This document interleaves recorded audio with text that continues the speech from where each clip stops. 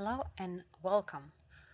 I decided to deviate a little from my series of tutorials about making Sakura tree and instead make, hopefully short, one tutorial about railings made of procedural twisted vines. So hopefully you like it. Let's jump in Houdini, and here the base what I need is my stairs curve.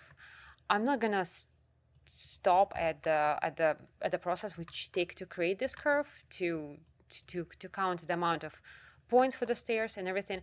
If somebody's interested, let me know. I'll explain that too. But let's say that we do know the shape of our stairs, and we have the curve, and also we have a base, the tree, which again it was created.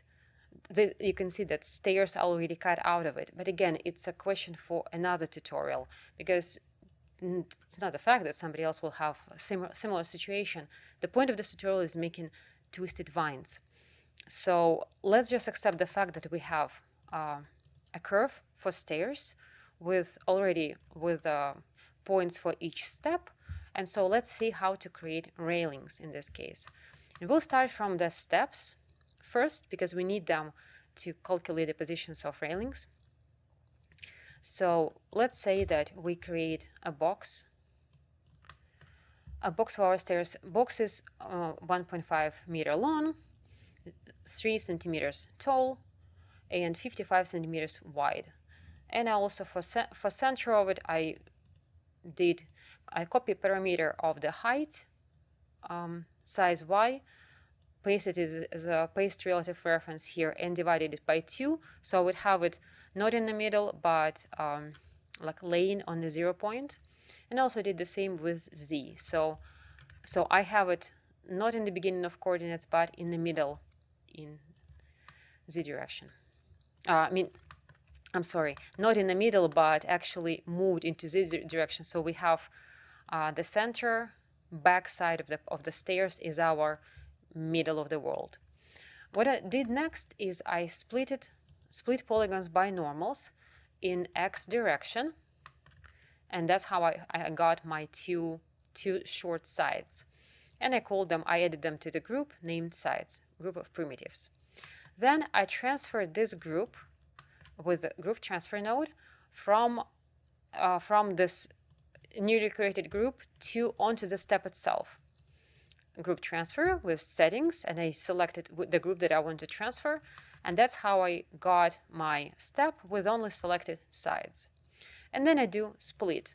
So now I have in one hand my sides, in one exit of the split, which I split it, you can see by the group.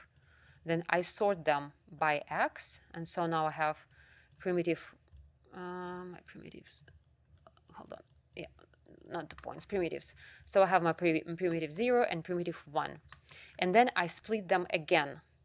So the left, while I sorted them by x, I know that the left one is the first one, so it's 0, and the right one will be the 1. So I split them just by the number, because I know that 0 is this one. And I use the node extract centroid, primitive and bonding box center, and that's how I get the very middle of my side. And I add it to the point group and call it left. And also I do the same with the right side of the step, extract centroid, and add it to the group right. And now I also took the step itself and added to the group step, primitive group step. And then I merge everything together. And as you can see, now we have our step and 2 points on each side, on each short side. That will be the points to create our railings. Now, while we're gonna copy this step onto our curve, I need to pack this. So the whole thing, the setup of several points and polygons will be all treated together. So I just pack them and transfer attribute name, and pivot location is origin, so pivot location is 0. And this is my just null just for easiness of working with the nodes. So it's stone step. So in reality, this is like a low poly step, like in actual project. And then there was also another actually high poly step, a stone shape. So it even made more sense to pack everything. But again, I simplified the whole thing for the tutorial only to just make it quicker. But yes, it was also high poly carved stone step added to it. There are actually several types of them too. But again, this is all a question for not this tutorial. So now we have our curve and we have our step. Let's say we just have one variety. And then we just copy 2 points and we have all the steps copied. Nothing interesting here. And after we're done with this, we unpack it. And now we have all of our groups separated. And while you remember that we did group left and group right, from here we can do blast and blast everything else. Delete not selected, everything else except group left. And we have all our points of each step left side. And also we have the same for the right. But while the process is exactly the same, let's just focus on one of the sides. So now we have our sides of our steps. We'll add them all together. So this is our left steps. We're adding them all together with add node by polygon and just all points. And this is our another null just for clarity of the whole setup. And it's called left railing. And if we look into our stairs here, you'll see that it exactly matches the shape of the staircase. What I do now is I move it a little bit to the left, literally just 10 centimeters. It's only to avoid, like if you look into here, no, it doesn't work like this. Let's do this. Okay, so I'll just try to explain. So this part of the stairs is of the tree trunk is kind of a little bit it's roundish, and I just wanted to move the curve a little bit from the edge of the stairs. That's why it's just a slight movement. That doesn't have to be like this. But anyways, we have our first initial railing, which follows the curve of the tree too. Now what we need to do, we need to decide how many railings, like here. So you can see that each one of them is the vine, and they are actually situated in the same distance from each other. So we need to decide how many of those we want. And I looked in and got to conclusion that in my case 40 for the left side, 40 was the best number, and then I'll show you how the other numbers look. For the right one, I'm using 30. So we're just copying them, and you can see that there are many lines right now. And what we need to do now is to work with each one of them and process it. So we create for each loop. Let's start it like this. So for each begin, for each end, standard procedure, and also we need to be able to access each one of them separately. And to do that, we create the metadata node, which is done like this. You select your block begin, create import node, click create meta import node, and name it to whatever, left, and that'll be good enough. So whatever you name it, that's what you're going to be using. So up to taste. So what I'm doing next, let's take just one of them, for instance, first one. What I do next, now I want them, each one of them, to be unique. That's how we're gonna create this chaotic look. So instead of using the whole length of the railing as we have in the beginning, I want to carve it. So make it shorter, and make it shorter just by random number, depending on just random chance. And you know that we can have in this metadata node we have iteration. We can access each iteration separately by its number and use it as a randomizer. So let's look into this curve. It looks pretty difficult, but don't be afraid. So we have our copy, our 40 nodes. What we do in a curve, let's create a new one just to restore the way of my thinking.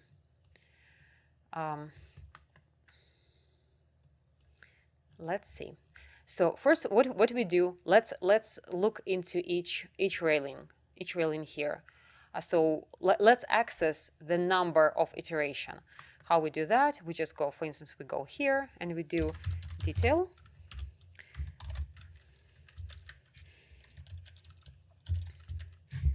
Use the syntax, and we named our node left. So let's look for the left. We have it. Now we look into iteration parameter and the first one, so number 0. So, and we see 1. Why 1? Okay. So if we go into the first if we just do single pass, we'll see that the first one will be 0. For the second one, the second pass will be 1, and that's kind of it, because we ran out of numbers. So we need to randomize it more. And what we need to do is we can access actually the amount of the copies that we have. So what we do here is we can go to total number, copy parameter, or just don't have to select it, just copy parameter. And then here we paste relative reference. We just need to have this curve works from 0 to 1, and we just need to make this number smaller than 1. So here we have number of our lines, and if we divide 1 by this, I said, okay. Let's see what's going to happen if we do this. Just this. Then for our first pass, we'll have 0.025. For the second one, we'll have, hold on. Oh, okay. So now we have, this is the static number, because we just divided 1 by 40 in this case. And now what we can do is actually multiplied by our detail, and then we'll have something more interesting. We'll have this, and then for the other one we'll have something different. We can just make them how to show it better. Like you can see that each last of them, each following of them becomes shorter and shorter, and we need that because in the very end of the railings there is not much room to go, because our railing ends here. And yeah, it's for randomizer we would use a randomizer, but now here the goal is to make the vine shorter, at least shorter in the top part, because now we just work with this. So it has to like come out of the stair and pretty much end right here. So that's why the further we go in our numbers, the bigger the number gets, the closer we get to the 1. And that's how we achieve this result. Okay, so now we have our, let's go to some bigger pass, so we'll have longer line. So now we have our line, and each one of them is shorter than, each next one is shorter than the previous one. Now let's do, just make it twisted, and the easiest way to do that is to just place a spiral along it. So we use spiral node, which is just create simple spiral. You can see my settings. Height, for some reason, 4 meters, 18 centimeters, can be more, can be less. It's just all a case of what you need in your exact situation. But what I do here is I want to make a random random amount of turns for each pass. And you can see that this is the best way to randomize it. And here we actually do randomize it in a correct way. So let's train. Let's restore this this math so it will be a little bit easier to get. So what we do is we take detail of our metadata, and we randomize it, and then we feed it. So how I usually do that is like, okay, so we have spiral, and we need to create random number of turns within limits. So let's first get into our detail, and we're looking into our left metadata. Just so once again, actually, I can just go and copy it from here. So okay, so first we do this, and now we have amount of turns depending on what I have here. This is not what we want, but at least it's already different each turn. So we take this, and now let's use a random node to have random value each time. The problem with this is that random returns a value from 0 to 1. So yes, we do have different value each time now, but it's never 1. What we now need to do is to fit whatever we have from 0 to 1 to the limits that we want. In my case, as you could see, it was 4 to 11. And to do that, we need to put whatever we have here into fit 01 node. So I start type fit 01. I open the round brackets, and then I don't forget to close it again. And here first we have our value. It's already in. Now we do comma, value to replace 0 with, and value to replace 1 with. And this is our randomizer. And now you can see that it's every time it will give different amount of turns, but it will be always from 4 to 11. This was the best in my case. And you can see there are there is no increase per turn, so the spiral doesn't grow in diameter. It just goes, because of the height, it just goes up. And that's it. And then we use path deform to deform our spiral along the line. And that's pretty much it. And while again, I can use fraction of curve lengths to make it longer, to make it occupy the whole spline, but I didn't, which again makes me questioning why I was to bother with curve. But well, I guess that was the initial idea, and I have no idea actually why it didn't work that way. Probably just changed my mind somewhere in the way, but I never changed the curve node. So anyways, so in the end of the day, with this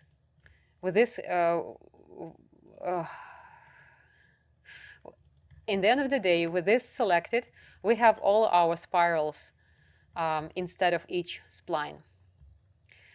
Okay, let's get back. So next is transform node, and what we do here. What we do here is actually we move the railing up, because railing, so far we were working with the level where the step ends, and we need to move railing up, so it will occupy again some distance. It will be somewhere in between the actual step and the height that we willing to get. Usually it's like, I don't know, 90 centimeters, so 3 to 4 feet. So we just need to move each individual spiral on different distance, random distance, and you can see exactly the same syntaxes that I was using before. Again, we have our detail for each iteration. I'm not going to retype it again because it doesn't matter. So we have our detail. Then we randomize it with this, and I have extra brackets. Then we randomize it like we did before. So we got everything from 0 to 1. And now we want to turn it from 0.1 to 1.1. And that's how we do it. And that's why if we don't do this, then all our spirals will be just on the level of the steps. And with this, they all go into just randomly go somewhere. So okay, now we have our 40 spirals, all spiraling, looking good. Let's go see what's next. So now we're going into, now we're creating a group by range node. And what it does, it selects the very beginning of the spiral. So the first point of the spiral, which we will just drop down on a lower level and continue working with this. So as you can see here, we take this one point, end point, watch the normals, and we apply to it normal. It's just simple attribute wrangler or a wrangle. So we make this point to look down, normal of this point to look down. So this is the syntax. It's extremely simple.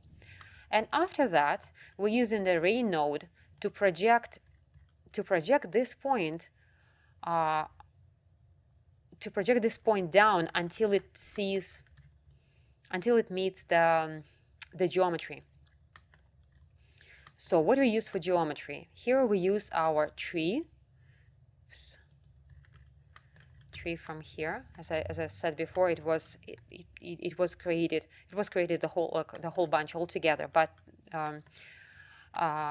so yeah, bear with me. So this is the tree, and now I do a little bit of poly extrude of it, 0.035, so 3.5 centimeters. I increased it to accommodate for the thickness of the future vines, because if the line will lay right straight on a tree, then the vine itself would be clipping through it. So I extruded just a little bit, and also I created a grid.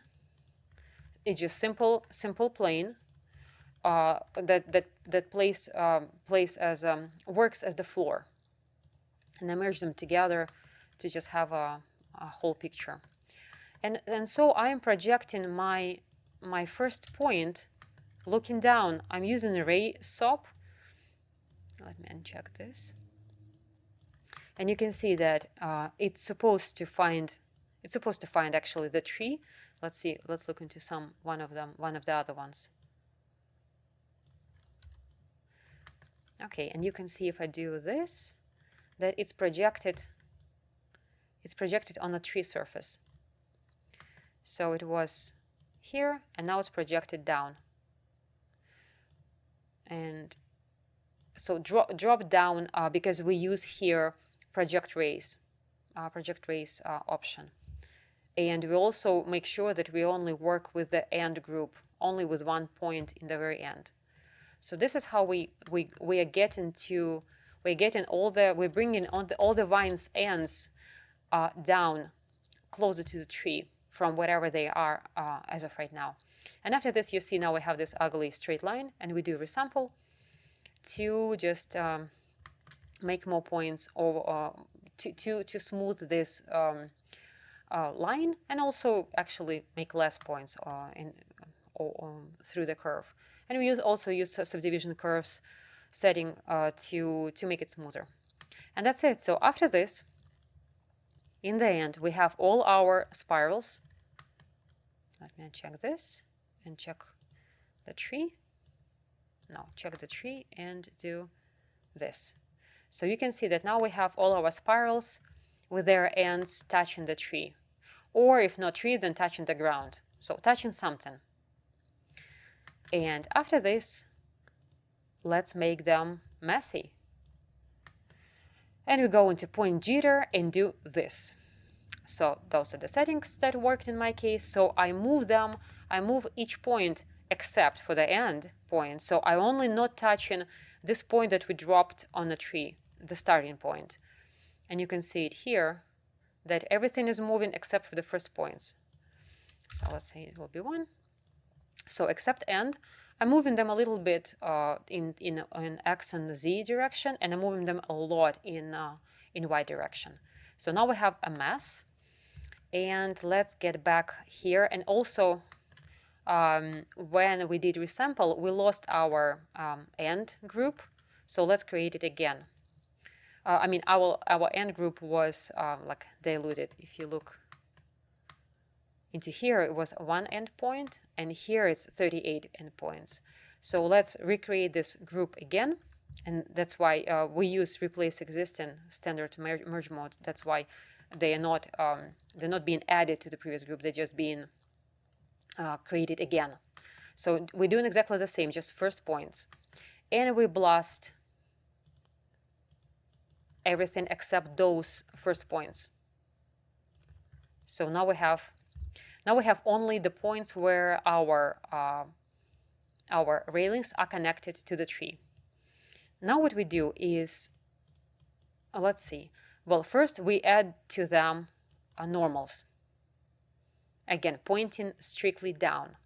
And also we add additional attribute to them. You can see ID attribute that is equal to point number. So you see that each point number gets the same ID attribute. We need this for the future.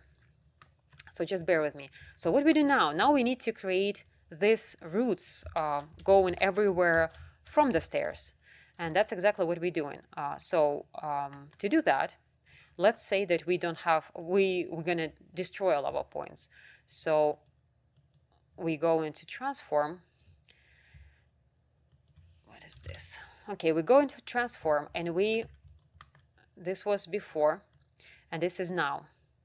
Well, first we move them up, we move them to the left, we scale them, we rotate them. So we just, depending on the shape, on where these roots need to go, where your vines would go, you just need to just experiment and see where it takes you. But anyways, it needs to go somewhere like outside of it, like in my case.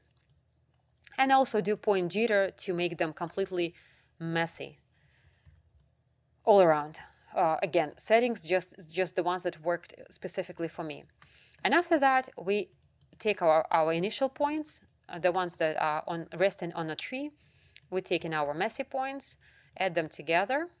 And now while we created ID attribute here, and these points inherited it, now we can connect each starting point with a corresponding endpoint using add node. And in add node, we use by attribute, and our attribute is ID. So that's our result.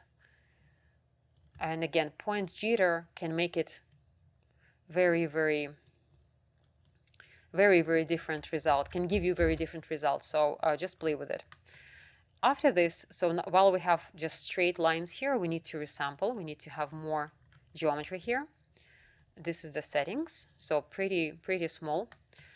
And after this, we again add normals to each of the pointing down. All of them looking down for future projection. Also, we manually delete group end. Actually, it shouldn't be necessary, but for some reason I did it. Yeah, it's not necessary. I actually don't know why I created this group. So anyways, we create a group range again. Again, I call it end. But this time we select 2 points, because if we just select 1 point, then because of the thickness of the tree here, we might lose the second point and get it going right through the tree. So it's better to select 2 or maybe 3 points, depending on the situation.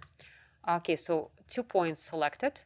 Now we do point jitter for everything except our end again. So we make them messier, kind of like this, somewhat like this. And then we smooth them a little bit. Again, except end. Constraint points are end. So we don't want these points to move at all. And after that, we do projection like we did before. So we project our points only on a tree. And you can see that they are situated. and in array swap we created, in this case we created array hit group. So we only so we add into the group the points that actually hit something, so hit the tree in our case, and the points that didn't find their goal, they then don't receive the group. Now we create another group SOAP. We name it end. Yeah, I don't have any imagination, I guess. We do union with existing. Oh, right, that's why. Okay, I do have imagination. So we have group end here, these 2 points. And now we just add in to existing 2 points all the rest points from the array hit group. So we add into our initial points the points that found their geometry underneath. And after that, we blast in everything else. And we ended up with this, again, mess, but looks already like something that we need. And now, again, total lack of imagination. We create our group start to find the outside points, the furthest point from outside. And in this case, what we want, because you can see that they are not touching the ground, and we want our vines to come from the ground, like so. It would be nice if they would not be touching the tree, but procedural approach sometimes not exceptionally precise. So we create our start group. We create a grid that serves as a floor. Could actually reference the grid from up there. I just wanted more clarity. So like this, and then we project them down again. And actually, this grid, that's why I could not use the other one. It's located not at 0. It's located a little bit below 0 because we want them to dig into the ground a little bit in case we have landscape change, shift, or something. So we want them to dig in, and that's what happens. So we only use group start, newly created start. Scale is 0.9 instead of 1. No idea why. Doesn't make sense in this case. And so, okay, now we have our roots, and let's merge them together with our jittery, literally, top part. So now we have our vines connected, and because we didn't allow our endpoints to be touched, moved at all, we have now them perfectly connected. You can see it right here. Like you can see the old one. You can see the connection. You can see that this is where they're meeting. We do fuse to merge them together. We do polypath to make each spline just like one spline instead of having 2 splines. So now we have each vine is just 1 spline. And we also reverse them because you can see that they begin from here. So we need to reverse them. Hold on.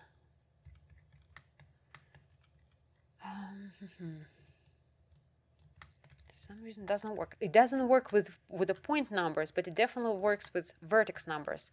I'll show you later when we apply the chain swap that it does matter even though it's not visible in this case. Okay, so now we have the mess, and it's time to actually clean it. For this, we need another loop. So there is a wonderful node called Detangle. You can use it outside of the loop. Detangle. Just plug it in. It always requires, you can tell it here, that there is no previous position attribute specified. Usually it's like you need to apply specific rest position and stuff, but sometimes you can just use P for position, and that will be good enough. But in order to use this SOAP the best way, you better put it into loop and do it several times. Just use it. Like you can see that even from here, it did detangle a little bit, but we just need more geometry and more iterations, and that's why we do for loop. But in this case, we do not do standard loop. We do feedback loop. Loop for a loop with feedback. That's what we need right now, because we don't need to go through each one of those splines separately. We want to go through all of them simultaneously, but many times. So that's what we do. And you can see that even here, the iteration method is different. So this is what we want. And now if you like, if we do just this,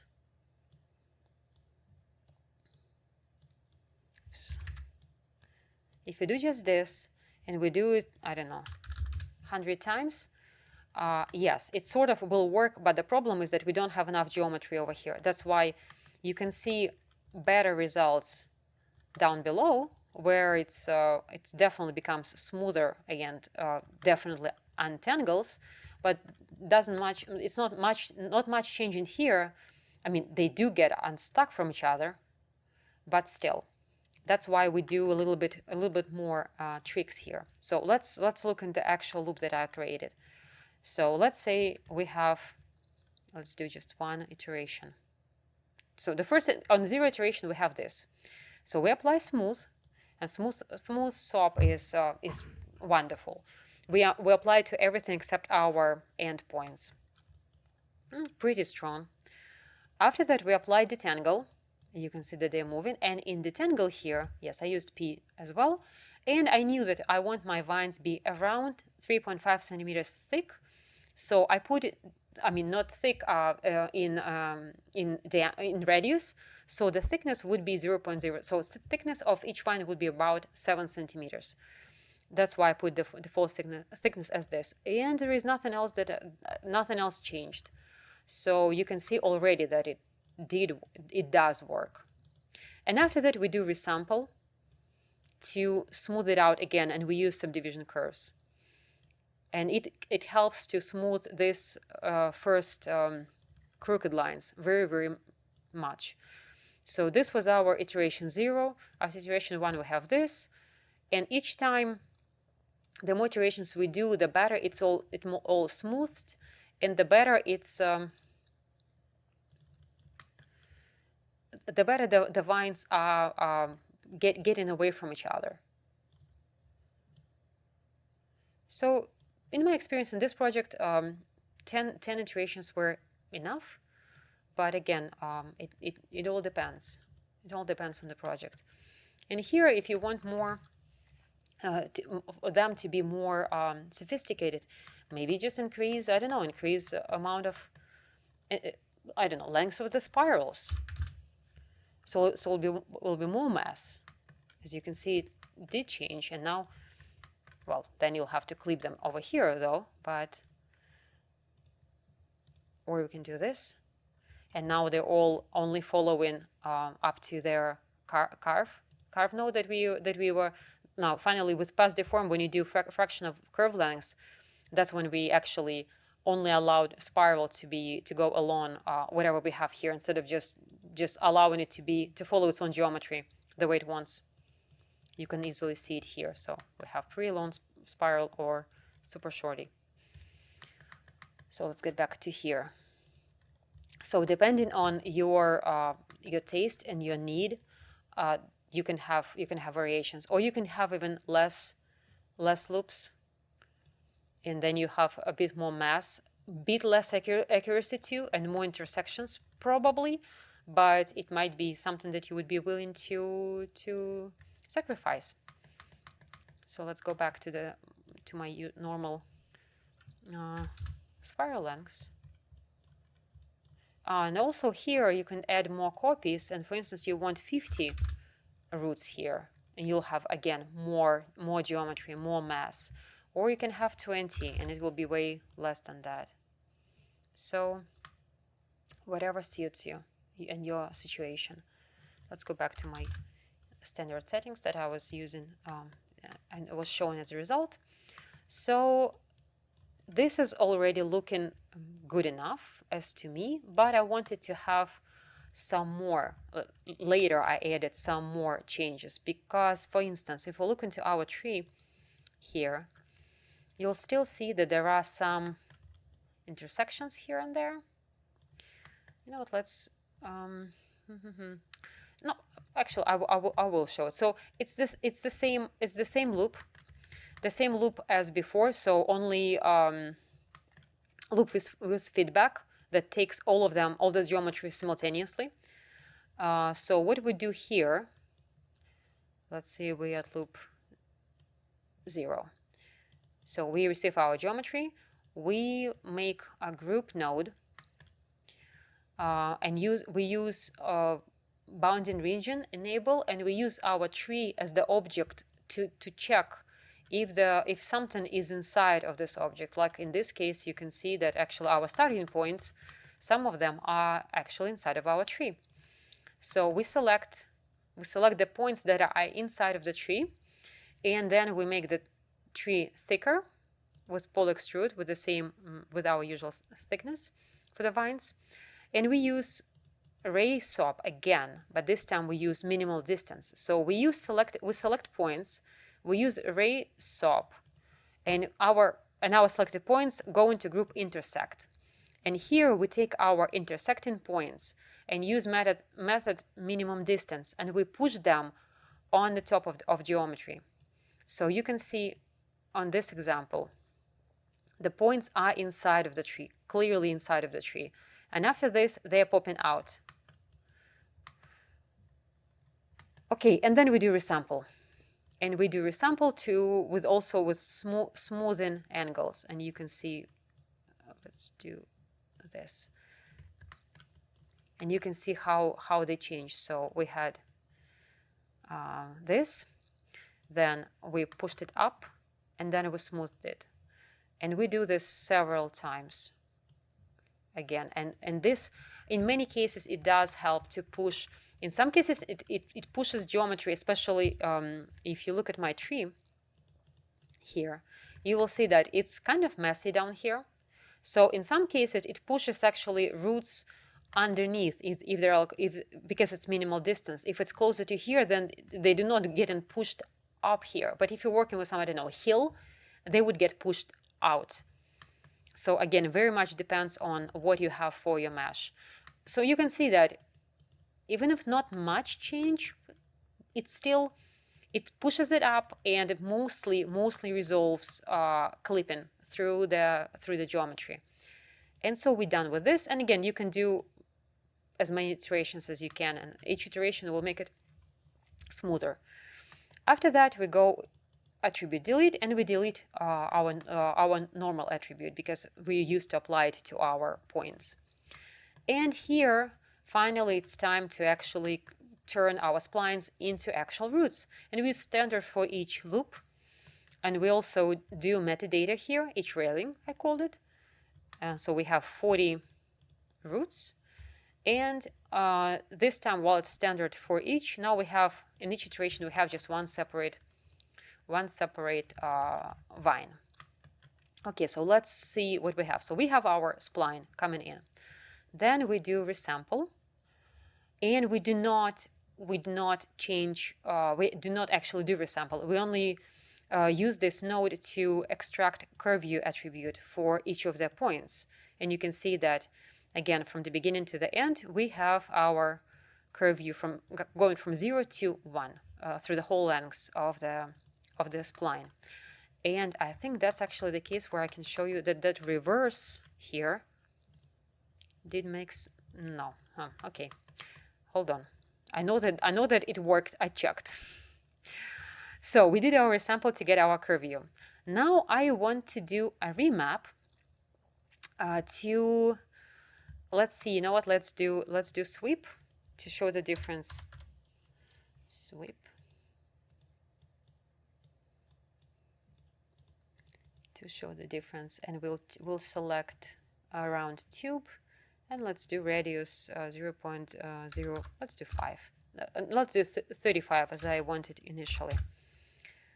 So you can see that already we have our vine coming from the ground. Let's check this reverse. Still doesn't work. That's weird. Maybe it was working on the other side. That's baffling. Okay. Anyways, why I did remap. So the thickness of the vine is created by scale, and attribute scale is p scale. So here in this remap, we take our curve view, which goes from 0 to 1, and we turn it into p scale attribute. And we can, as you can see here, I made a curve. So not only, let's do this. and compare.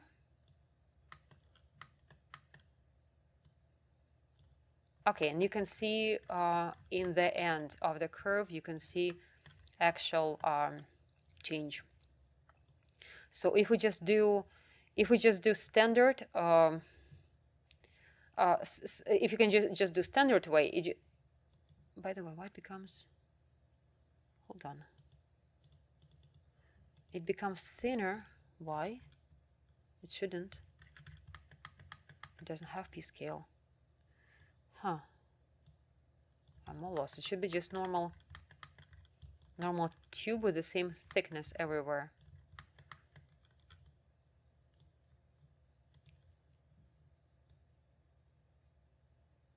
I'm sorry for being puzzled like this. Oh, hold on.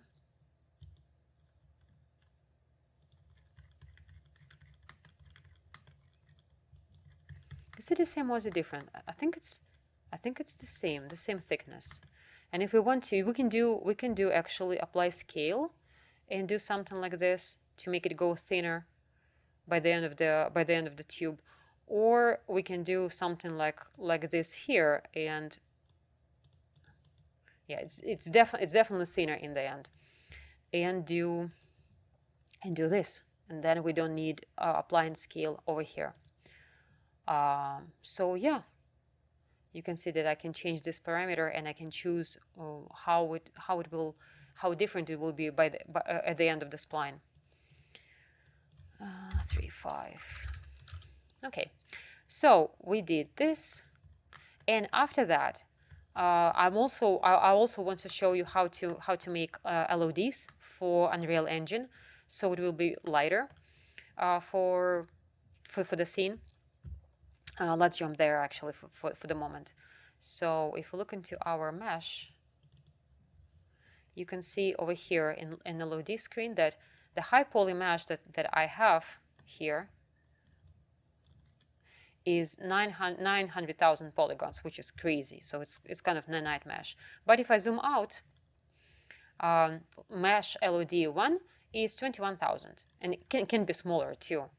And you can see that it looks actually pretty good from the distance to even being much smaller. Again, it's a question of taste.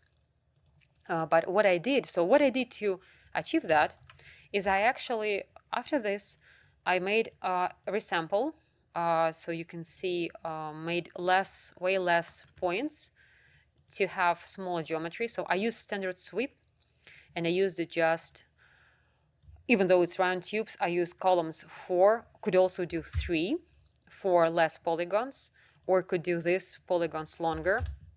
And then I'll have way less geometry, even less geometry for LOD 1. So this was my LOD 1. Or I could do like a normal, just normal spline. I just wanted to do something different for high poly mesh. I actually wanted to use specific high poly. So I could do like way more, for LOD 0, I could use the same tube, the same spline, the sweep SOP, but without resampling and with like 8 sides. And then it will be like nice and smooth. And then for low poly, I could use something like this. So anyways, this is my low poly, and this will be my high poly. So what did I do here? I used chain SOP, and I repeated along this spline, I repeated the same mesh. And mesh is this. So this is a piece of geometry. Actually, it's made, I believe, from one of the trees from Megascans library. So I basically took the tree with more or less even thickness with details that I liked, and I just made it repeatable. So it's seamless. And also what I did the end piece. Basically just took the end points of it and scaled them down, and that's how I got my end piece. So I export these 2 pieces as a standard stem and end stem, and you can see them here. I import them as just file, then I do transformation, because as always, Houdini has everything in meters. So like 100 units, as this stem is precisely 1 meter, so it's 100 units. And so Houdini turns it into 100 meters. So we need to divide it, multiply it by 0.01. So this is our main piece, and this is our end piece. And they are black because of the, probably because of material or something. And that's why we merge them together, and we do clean node to remove everything except UVs. So after we have our both pieces merged, the only thing we need to do to remember is that the first main stem has to go first into merge, and the second one has to go, the end piece has to go a second, because this one will be 0 and this one will be 1, and we need to know this difference for the chainsaw. So what I do here, I use my, for my spline, I apply chainsaw, and I use all standard settings, except for ends and cap piece, I use piece number 1, which is this. And so you can see here, it actually does end with this little nice ending piece. And we can, in this case, we didn't even need to make the make the remap and scale, because we have nice ending piece. If you don't have one, you might just bring it to the 0 in the end if you don't have ending piece. Or you can just, scale it down just for prettiness of it. Okay. And I remember that I needed this. I guess I didn't use it in the end, because I remember that I was planning to do different various thickness of each. That's why I used this in the beginning, but I just simplified it. I was using various thickness for each vine. So vines would be, just one would be thicker, one would be thinner. You can also do approach where it will be thicker or thinner depending on its length. Something that I actually covered in my branches tutorial, trunk and branches tutorial for Sakura tree. So you can look at the approach there when we finding the longest spline and making it like base lengths, max lengths for all others, and then we can just scale, make others thinner if they are shorter.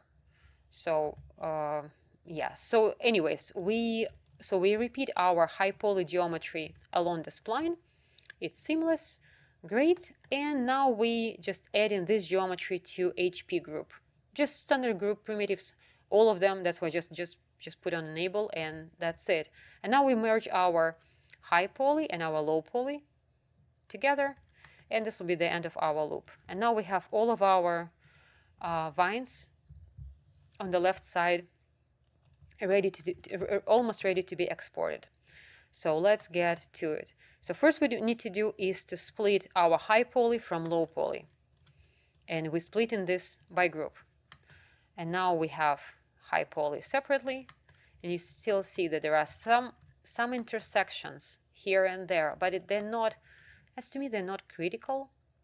And again, some more detangle nodes, or you can also, what you can also do is you can do in detangle, you can do it thicker.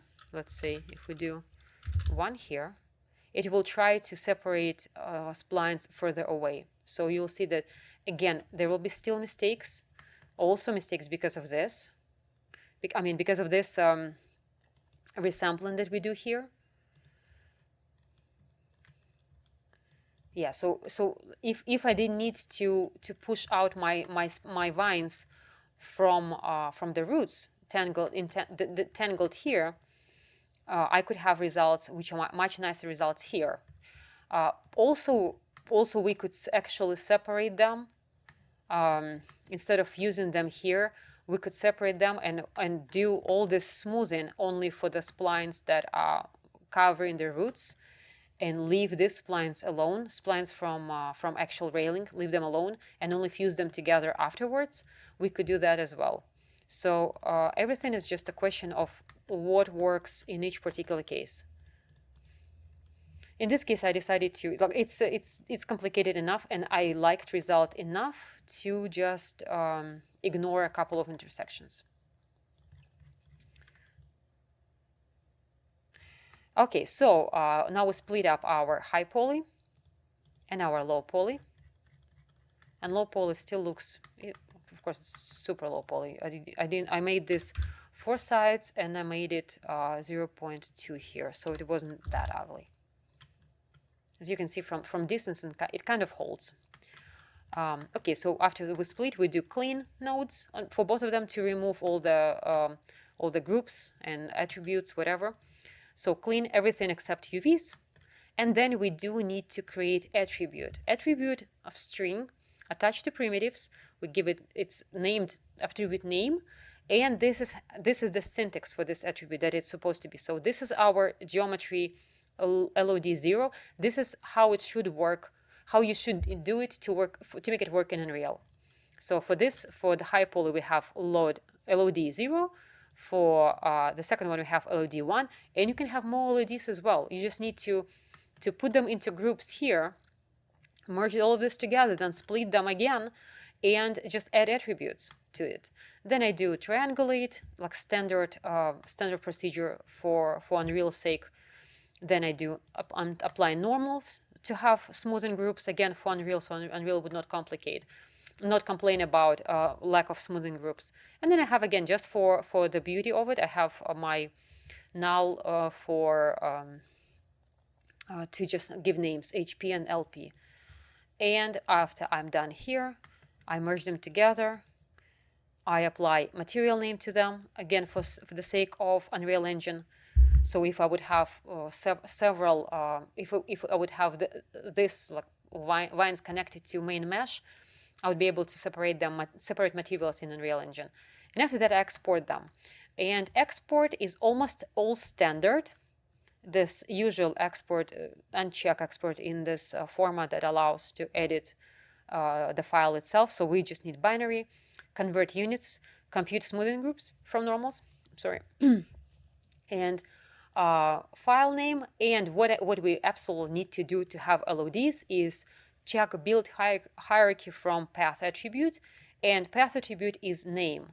So here under name, we created our path attribute for our LOD groups here and here. So this is crucial to have LODs, this and this checkbox. And after that, I export it.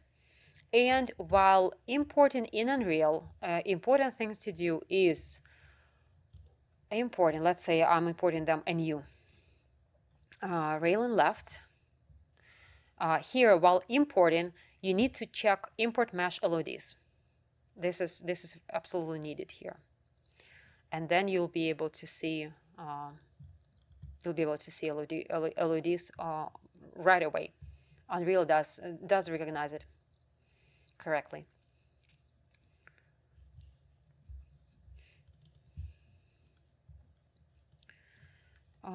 And that's it. And you can see that we have our high poly mesh and we have our low poly mesh. And in here you can go and actually change the distance at which it switches from LOD from 0 to 1. And you can do this by auto compute LOD distances. You can uncheck this. And then it will allow you to select the screen size at which it becomes it switches. So you can see now it switches at 0.75. You can do something like 0.9, and it just switches faster. Okay, well, why is my apply changes not working?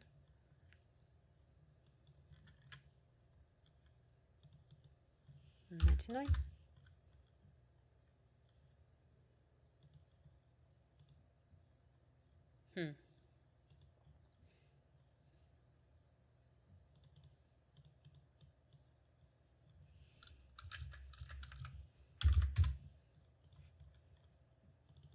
Oh, come on.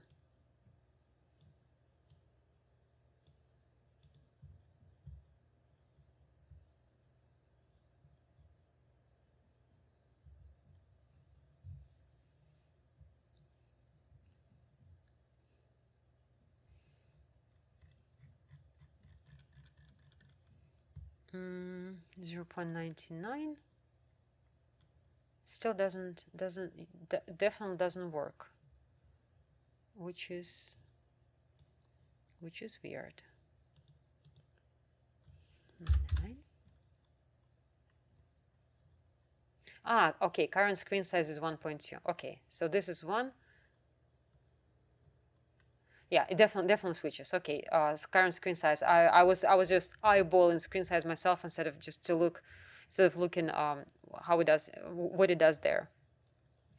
So yeah, but let's do 0.95 and 2 LODs, apply changes. Oh, yeah, and it does work. So and this is pretty much it. This absolutely the same process was done for the right side, except on the right side, I did less of the meshes. I just did 30 because it's shorter. Also, of course, I used with initial transform. I moved them to the right. So yes, less copies, and also yes, in here when we got our points, I transformed points totally different way and did totally different point jitter. So again, it's only depends on the situation which you're at.